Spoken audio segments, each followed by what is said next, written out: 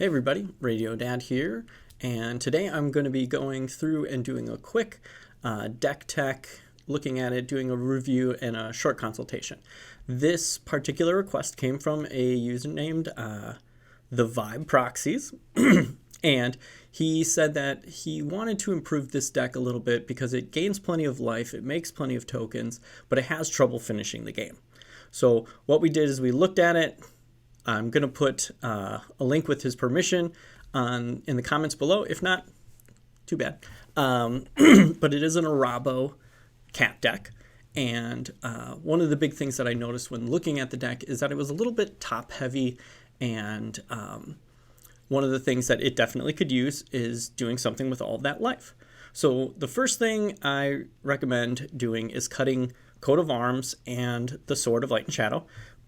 For those, I would put in the Swiftfoot Boots and Lightning Greaves.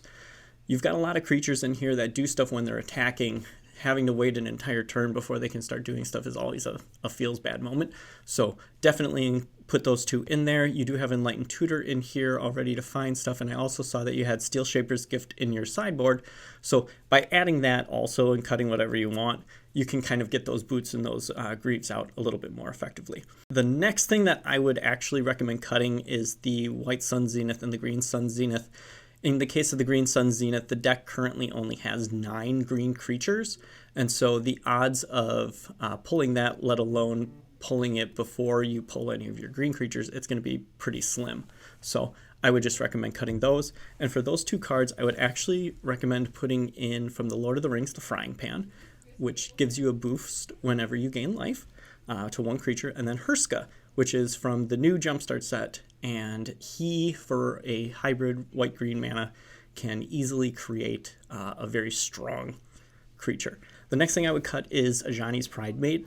I would cut this actually for the Blossoming Bog Beast. It does a similar effect as Hurska, except it gives all of your creatures trample and +X/+X, where it's the amount of life that you've gained for the turn. So that would be a really good one.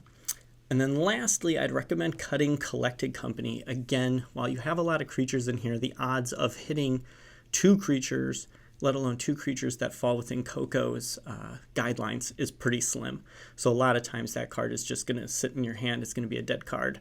And I would recommend either putting in a Birds of Paradise, Azusa Lost But Seeking, or one of my personal favorite cards, the Immortal Sun. So I think with those changes, the deck would definitely have a much stronger force on the board. One of the other things I did notice on here is that it's a little light on enchantment and artifact removal. So that would be something that if you continue to run into problems, that would be something that you would want to think about. All right. Hope that helps. Again, this is Radio Dad. See you later.